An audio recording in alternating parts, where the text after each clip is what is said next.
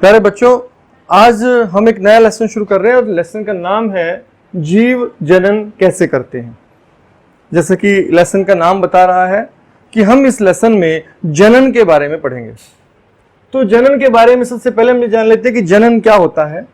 किसी जीव द्वारा अपने जैसी संतान उत्पन्न करना जनन कहलाता है। प्रत्येक जीव अपने जैसी संतान उत्पन्न करता है। यह संतान उत्पन्न करने का प्रक्रम जनन कहलाता है। यहां सबसे पहला प्रश्न यह उठता है, जब हम कहते हैं कि जीव जनन करता है तो सबसे पहला प्रश्न यह उठता है कि जीव जनन क्यों करता है। तो अब हम जो प्रश्न ढूंढेंगे वो प्रश्न हमारा है कि जीव जनन क्यों करता है। जीव जनन क्यों करता है, तो आपके अनुसार ऐसा क्यों होता है। हम जैव प्रक्रम को जब पढ़ रहे थे तो हमने कुछ चीजों को पढ़ा था। जैव प्रक्रम में हमने पढ़ा था कि जीव पोषण करता है। पोषण कारण है कि उसे ऊर्जा चाहिए, भोजन चाहिए ऊर्जा के लिए, अपने दैनिक जीव शरीर के रक्षण अनुरक्षण के लिए और जैव रासायनिक क्रियाओं को करने के लिए उसे ऊर्जा की आवश्यकता है। उसे अपने विभिन्न क्रियाकलापों के लिए ऊर्जा चाहिए और ऊर्जा के लिए वह पोषण प्राप्त करता है। हमने जैव प्रक्रम में पढ़ा था कि जीव श्वसन करता है, क्योंकि भोजन के ऑक्सीकरण के लिए उसे ऑक्सीजन चाहिए, जिसके लिए वो श्वसन करता है और अंदर बनी हुई कार्बन डाइऑक्साइड को बाहर निकालना है। हमने पढ़ा था कि वह उत्सर्जन करता है। और उत्सर्जन क्यों करता है? शरीर में बने हुए अपशिष्टों को बाहर निकालना। लेकिन ये सब शरीर में आवश्यक है, ये हमारी आवश्यकता है। क्या जनन हमारी आवश्यकता है? क्या अपने जैसी संतान उत्पन्न करना आवश्यक है? अगर हम एक व्यष्टि की बात करें, यहां व्यष्टि शब्द से मतलब होता है एक जीव, किसी स्पीसीज का एक जीव। जैसे बहुत सारे मनुष्यों को हम समष्टि कहते हैं, तो एक मनुष्य को हम व्यष्टि कहते हैं। तो व्यष्टि के लिए असल में जनन का कोई महत्व नहीं, उसके लिए जनन महत्वपूर्ण नहीं है। फिर जीव जनन क्यों करते हैं, अपने जैसी संतान उत्पन्न क्यों करते हैं? ये जो जीव जनन करते हैं इसका संबंध है समष्टि से। इसका संबंध है। समष्टि मतलब समूह। यदि कोई जीव जनन न करे तो होगा क्या? जीव के जनन न करने पर कुछ ही समय में उसकी संपूर्ण स्पीसीज नष्ट हो जाएगी। सोचिए, यदि पिछली पीढ़ियां जनन न करती तो क्या हम जन्म ले पाते? तो जनन स्पीसीज को, जीवन को पृथ्वी पर बनाए रखने के लिए आवश्यक है। तो जनन है अपनी स्पीसीज के अस्तित्व को बनाए रखना। अब हम समझ गए हैं कि कोई जीव जनन क्यों करता है। कोई भी जीव अपनी स्पीसीज को बनाए रखने के लिए लगातार जनन करता रहता है।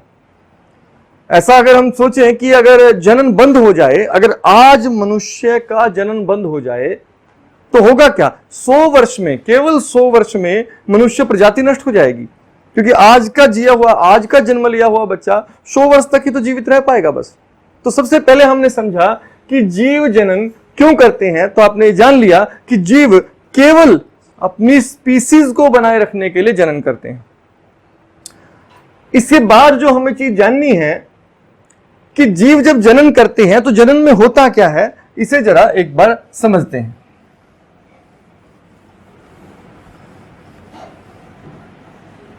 तो हमने अब फिर से कहा था कि किसी जीव द्वारा अपने जैसी संतान उत्पन्न करना जनन है। अब यहां प्रश्न है हमारे लिए अपने जैसी, यानी कि जो संतान है, अगर हम मनुष्य की संतान की बात करें तो वो मनुष्य जैसी होती है। कुत्ते की संतान कुत्ते जैसी, बिल्ली की संतान बिल्ली जैसी, पेड़ के बीज से पेड़ जैसा ही जीव उत्पन्न होता है। अलग तरह का क्यों नहीं होता? इसके पीछे यानी कि समान, अपने जैसी मतलब समान, तो समान अपने समरूप संतान उत्पन्न कैसे होती है, यह जानने के लिए हमें जानना होगा कोशिकीय संरचना के बारे में। यदि हम कोशिकीय संरचना पर ध्यान दें तो केंद्रक में एक क्रोमेटिन पदार्थ रहता है। ये क्रोमेटिन पदार्थ असल में गुणसूत्र है। अगर हम इस क्रोमेटिन पदार्थ को विभाजन के समय देखें तो यह हमें गुणसूत्र के रूप में दिखाई देंगे। ये गुणसूत्र किसके बने हैं? तो हम फिर से एक बार ध्यान देते हैं, कोशिका में केंद्रक है, केंद्रक में क्रोमेटिन जाल है। ये क्रोमेटिन जो पदार्थ है ये असल में गुणसूत्र हैं। ये गुणसूत्र किसके बने हैं? ये गुणसूत्र डीएनए के बने हैं। ये जो डीएनए है ये हमारा आनुवांशिक पदार्थ है। डीएनए, डीएनए का पूरा नाम होता है डीऑक्सीराइबो न्यूक्लिक अम्ल। ये जो गुणसूत्र हैं इन्हें हम क्रोमोसोम भी कहते हैं। तो डीएनए जो है, डीएनए के क्रियात्मक खंड, डीएनए का ऐसा टुकड़ा जो लक्षण रखता है, विशेष लक्षण रखता है, उसे हम जीन कहते हैं। तो ये जो डीएनए है ये असल में वह आनुवंशिक पदार्थ है जो एक पीढ़ी से दूसरी पीढ़ी में जाता है। तो इसी के कारण अब इससे होता क्या है, इसमें ऐसा क्या है डीएनए में कि हम अपने माता पिता जैसे दिखाई देते हैं? डीएनए असल में प्रोटीन संश्लेषण को प्रभावित करता है। कोशिका में जो प्रोटीन संश्लेषण होता है उसे डीएनए प्रभावित करता है। ये जो प्रोटीन संश्लेषण है ये हमारे आकार या स्वरूप को प्रभावित करता है। तो फिर से आप समझिए, जब हमें माता पिता से जो डीएनए मिला वो डीएनए कहां पहुंचा? उस कोशिका की, जो कोशिका बनी सबसे पहली जीव की, उस कोशिका के केंद्रक में क्रोमेटिन जाल के रूप में गुणसूत्र में है। गुणसूत्र किससे बनता है? डीएनए से। तो हमें माता पिता से क्या मिला है? डीएनए, एक आनुवंशिक पदार्थ। ये डीएनए प्रोटीन संश्लेषण को प्रभावित करेगा और ये प्रोटीन संश्लेषण ही कोशिका की बनावट, शरीर के आकार या अन्य प्रकार के सभी अभिव्यक्तियां हमारी उनको प्रभावित करेगा। हमारे बाल, हमारी आंखें, हमारे चेहरा, हमारी त्वचा, हमारा रंग, हमारे चेहरे की बनावट, शारीरिक आकृति, हमारा कद, लंबाई, ये सभी लक्षण हमें डीएनए द्वारा प्रोटीन संश्लेषण के प्रभावित करने पर प्रभावित होंगे। तो इस कारण हम समान दिखाई देते हैं। लेकिन अब एक और प्रश्न उठता है कि क्या हम जनक की प्रतिकृति हैं?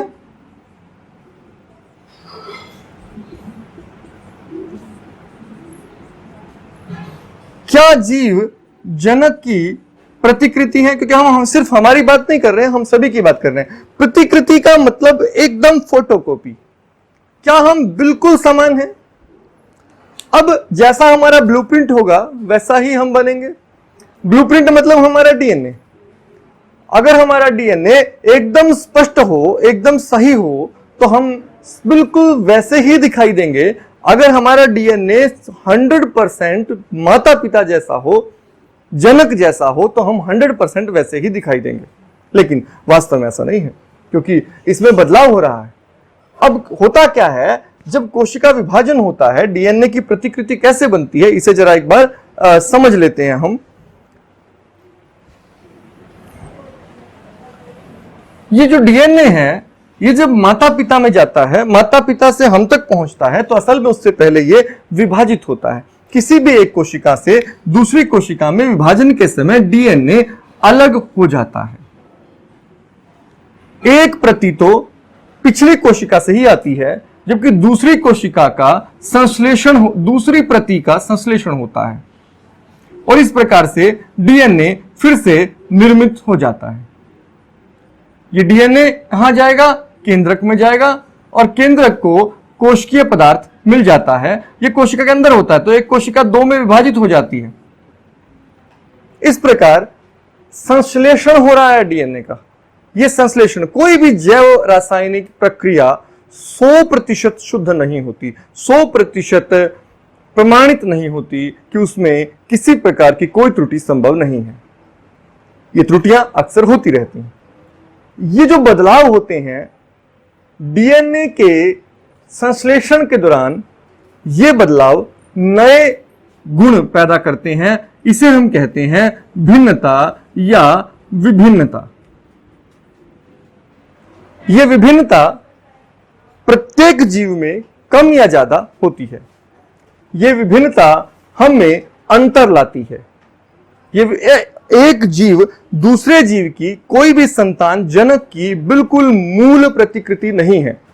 वो उसकी एज इट इज फोटोकॉपी नहीं है, उसमें थोड़ा सा अंतर होता है। ये अंतर की वजह क्या है? इसके अंतर की वजह है जब डीएनए संश्लेषित होता है, जब कोशिका का डीएनए, जो कोशिका का आनुवंशिक पदार्थ है, वो बंटता है, 1 से 2 में बंटता है, तो उस दौरान जो प्रक्रिया घटित होती है, इस प्रक्रिया में कुछ अशुद्धियां या कुछ विभिन्नताएं पैदा होती हैं। ये विभिन्नता अंतर हैं। कभी कभी विभिन्नताएं बहुत उग्र होती हैं, बहुत बड़ा परिवर्तन एक साथ हो जाता है। जब बहुत बड़ा परिवर्तन हो जाता है तो जैव रासायनिक क्रियाओं के साथ वो सामंजस्य नहीं बिठा पाता, कोशिका की बाह्य संरचना के साथ वो सामंजस्य नहीं बिठा पाता और ऐसी संतति मर जाती है। तो यह नष्ट हो जाती है। ऐसी संतति कोशिका जो बनती है वो नष्ट हो जाएगी और वो कोशिका आगे वृद्धि नहीं कर पाएगी। किंतु यदि विभिन्नता बहुत कम है तो यह विभिन्नता कोशिका बदलाव को स्वीकार कर लेगी और यह वृद्धि करके नए जीव के रूप में विकसित हो जाएगी। किंतु यहां एक मामला है, ये विभिन्नताएं क्यों हो रही हैं? विभिन्नता क्यों? आवश्यकता क्या है विभिन्नता की? प्रकृति में कुछ भी अनावश्यक तो नहीं होता है, तो विभिन्नता क्यों?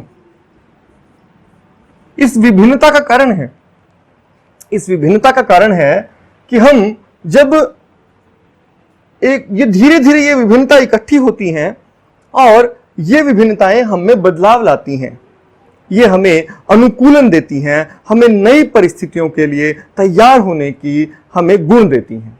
जैसे कि मान लेते हैं, हम एक उदाहरण ले लेते हैं, एक बैक्टीरिया जो शीत जल में ठंडे पानी में रहता है, ठंडे पानी में रहने वाला एक बैक्टीरिया है। ये बैक्टीरिया धीरे धीरे कुछ विभिन्नताएं इकट्ठी कर रहा है। इसमें कुछ बैक्टीरिया के पास ऐसी विभिन्नता आ गई है जो ठंडे जल के अलावा भी अनुकूलन करने देगी। अब मान लीजिए कि ग्लोबल वार्मिंग की वजह से आप देख रहे हैं बर्फ पिघल रही है, तो जैसे ही ग्लोबल वार्मिंग की वजह से, वैश्विक ऊष्मन की वजह से बर्फ पिघली, तो जो जीव ठंडे जल को सहन नहीं कर पाए, वो जीव जो ठंडे जल से गर्म होने पर, जल के गर्म होने के परिवर्तन को सह नहीं पाए, वो नष्ट हो जाएंगे। और ठंडे जल वाले सभी बैक्टीरिया मर गए, लेकिन वो बैक्टीरिया जिनके पास कुछ विभिन्नता थी और वो सहन कर पाए उत्परिवर्तन को, अचानक हुए परिवर्तन को, पारितंत्र में जो परिवर्तन आया उसको, तो इसके लिए हम वो बैक्टीरिया बच गए। तो हम ये मान लेते हैं कि हमें नित्य प्रति होने वाले परिवर्तन जो हमारे वातावरण में आसपास होते हैं, इसको सहन करने के लिए, इसमें अनुकूलन के लिए हमें विभिन्नताएं आती हैं। नई स्पीसीज उत्पन्न करने के लिए भी विभिन्नताएं आती हैं, ताकि हम लगातार विकास होता रहे और हम लगातार एक से नई स्पीसीज की ओर बढ़ते रहें। तो हमने अभी तक क्या जाना? जनन क्यों करते हैं हम, जीव जो है वो जनक के समान क्यों दिखाई देता है, उसमें विभिन्नताएं क्यों आती हैं, और जनक के ये जो हम अपने जैसे समान दिखते हैं उसका कारण क्या है। डीएनए, डीऑक्सीराइबोन्यूक्लिक अम्ल, इसके बारे में आपको विस्तार से ध्यान रखना है। इसको आप अच्छे से समझ लेंगे, ध्यान रखेंगे, ये आगे भी बहुत हमारे काम आएगा। तो इसके साथ ही आज का लेसन मैं यहीं खत्म करता हूं। अगले लेसन में हम पढ़ेंगे जनन के प्रकार।